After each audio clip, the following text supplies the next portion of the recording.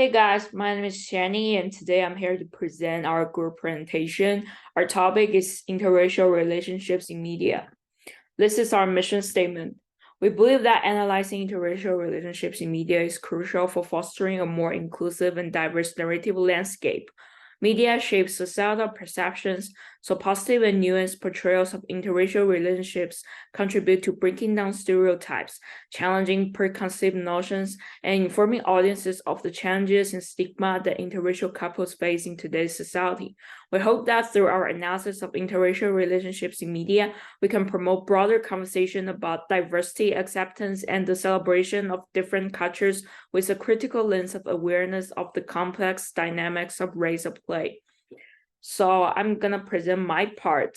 My topic is interracial dating preference and prejudice. The first movie is Jungle Fever. It is directed by Spike Lee, and it offers a nuanced exploration of interracial dating preferences, exposing the impact of societal expectations and racial biases on personal choices. The film is centered on Flipper and Angie's relationship. It challenges the notion of a colorblind approach to dating. For example, Flipper loves Angie just because she's white. He loves her skin color instead of her personality, and this leads to the final breakup of the couple. By addressing the intersectionality of dating preferences, incorporating class and gender dynamics, the film encourages a critical examination of societal norms and historical legacies that shape those choices. The second movie is Save the Last Dance. It is directed by Thomas Carter. It navigates the complexities of interracial relationships through Sarah and Derek, highlighting challenges posed by racial prejudices, cultural differences, and personal growth. For example, Sarah faced skepticism and prejudice from Derek's friends, reflecting the real-world challenges that interracial couples often face in terms of societal scrutiny and bias.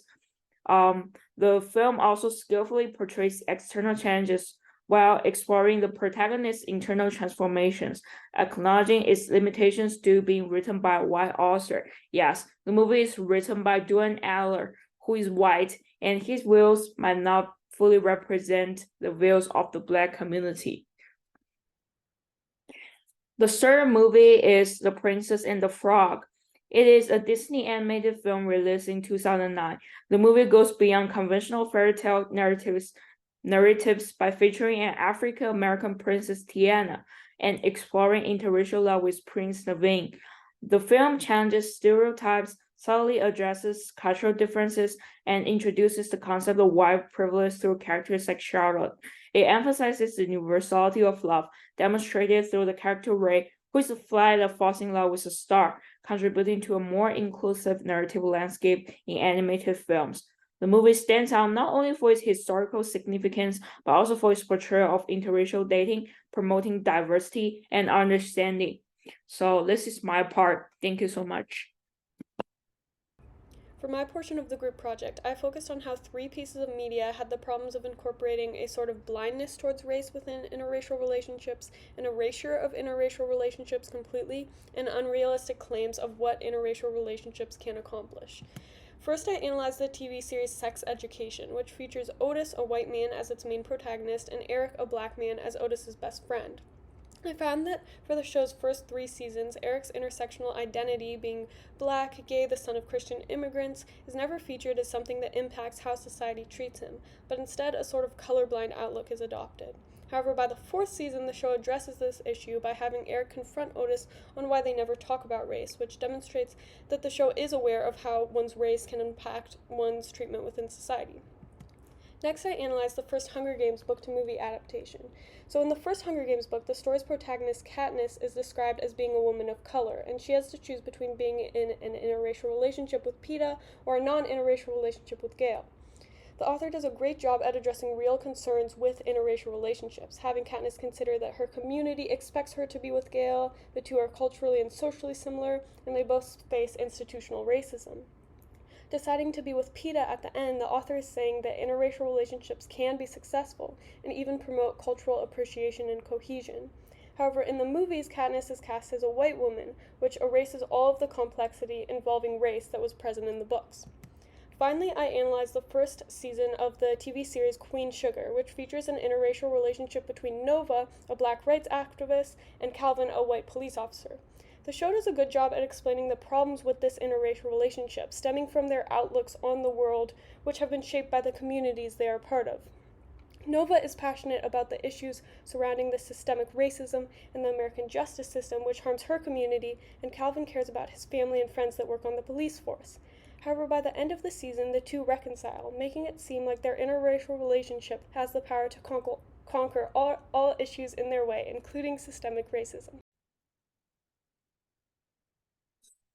Hi, my name is Judy Mendoza, and I am focusing my articles on interracial couples and cultural differences that couples may face when they are in a relationship with someone with a different cultural background from theirs. The films I chose to do my articles on are Our Family Wedding, The Big Sick, and Guess Who. All these films explore the dynamics and challenges that arise when two couples are dating and their families are from diverse cultural backgrounds come together. Each film goes in depth on how they portray an interracial relationship. As in Our Family Wedding, it explores how two couples are excited to tell their family news about their wedding. As the two couples come together from different cultural backgrounds, Lucia is a Mexican American woman, while her boyfriend Marcus is an African American man. This film then explores the complicities that they will both face while their wedding is being planned and how their families aren't as accepting to one another's culture backgrounds. Although the couple did face many conflicts throughout the film, they both overcame those challenges and found common ground to understand one another, and eventually their families were able to do the same. Everyone was able to put their cultural differences aside for the couple. As in, for the film The Big Sick, it explores a real-life romance between a couple that had turned it into a film. The film is based on Kumail Nanjiani, a Pakistani man, and Emily V. Gordon, a white woman.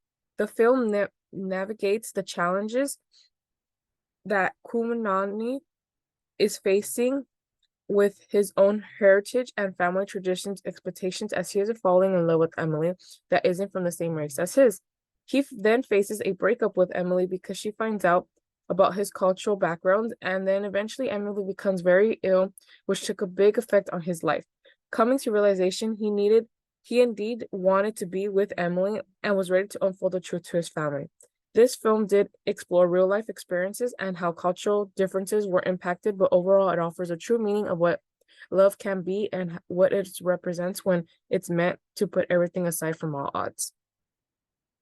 Lastly, the film Guess Who explores the romance between two couples and how it will navigate their cultural differences and irrational dynamics on their relationship. The film focuses on the couples Teresa Jones, an African American woman, and her boyfriend Simon Green as a white man. As Simon is about to be introduced to her family, and they have no clue that he's from a different race as theirs. Although Simon puts many efforts in trying to get the approval of Teresa's family, regardless of their stereotypes, because he loves Teresa. As difficult as it may be, the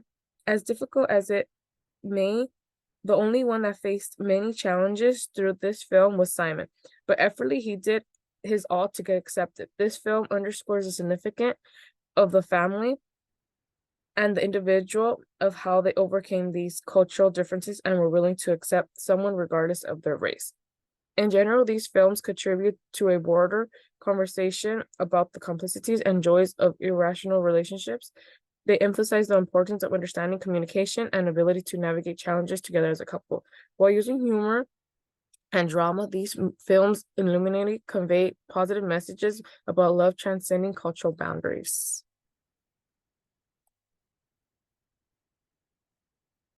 Hello, I wanted to talk about how Steven Universe provides a really interesting concept of how eugenics could influence a society if taken as a core ideal. In Steven Universe, there are humans and gems. Gems are from another planet called Homeworld, shown here, and are led by the Great Diamond Authority. These are the supreme leaders of society, and their ultimate goal as a species is to conquer all of the universe and spread their pure and ideal society across it, as no other species is as worthy or as powerful as the gems, so the diamonds believe.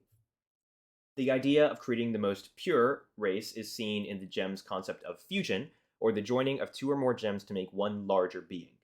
On Homeworld, fusion is seen as a tool, and only a tool, to be used to join multiple gems together of the same type to make one larger, more powerful entity, such as the joining of multiple rubies to create one larger, really big, powerful ruby. Fusion between two gems that are not the same type is seen as disgusting and an affront to gems everywhere, similar to the idea of the mulatto/tragic mulatto figures, as well as anti-miscegenation laws during the time period of eugenics, where forced sterilization was placed upon those deemed undesirable, such as minority races or individuals of mixed identity, then called amalgamations. As garnet, one of Stephen's caretakers, is a fusion between a ruby, typically very low class, and a sapphire, typically very highly regarded and valuable, gems on the homeworld are disgusted and often encourage them to separate, sometimes even attempting to talk to one of the gems individually rather than garnet as a whole being. Other gems refer to garnet as it, or an amalgamation. Homeworld gems are generally very uncomfortable with garnet as a concept, shown here. Before we begin, would you mind unfusing? It's making me incredibly uncomfortable. What'd I say? Overall, Steven Universe's Homeworld provides an interesting theoretical look into a society that revolves around eugenics, which I think can serve as a really good warning to us of what could happen when the idea of for the greater good and creating an ideal race comes up. But I feel like there are not enough discussions about the interracial relationships. So I'd like to talk about media representation of East Asians and interracial relationships through these three medias. And the first one is To All the Boys I Loved Before. It is a Netflix film focusing on the Asian, half Korean, half white protagonist Lara Jean. And I have a problem because she has a lot of love interests throughout the film, but none of them is an Asian guy. And the main lead is Peter Kavinsky, who is kind of put on a pedestal by the fans and seeing the movie as a self-insert movie. So I feel like this kind of reinforces a stereotype between white men, Asian women type of relationship dynamics, but also is unfortunately a reflection of a common experience of East Asian girls growing up in majority white communities. And the second one is Insecure seasons 3 and 4. This one, it is an arc focusing on Molly, a black woman, dating Andrew, a Chinese American man, and Andrew is portrayed as attractive and suave, which broke the stereotype of Asian men being unattractive.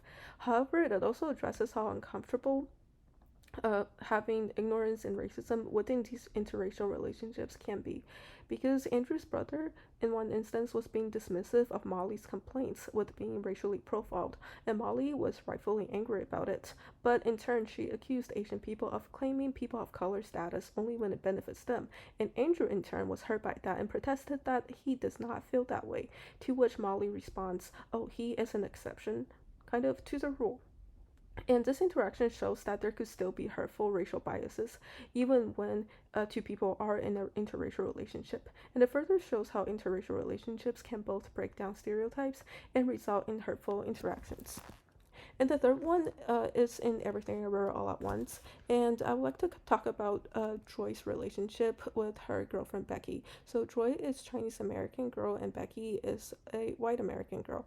And Evelyn, who is Joy's mother, has frustration with this relationship because not only is Becky a girl, which means it is the same gender relationship, she is also a white girl who is not as well tuned in with Chinese household manners. And this shows that interracial queer relationships can face an extra layer of stigmatization in more traditional East Asian households. Ironically, this Evelyn's grudge against her daughter's relationship also contrasts with Evelyn's marriage troubles. So, in the end, though, the film is still very monumental for featuring this underrepresented dynamic of a queer interracial relationship with an Asian woman in it.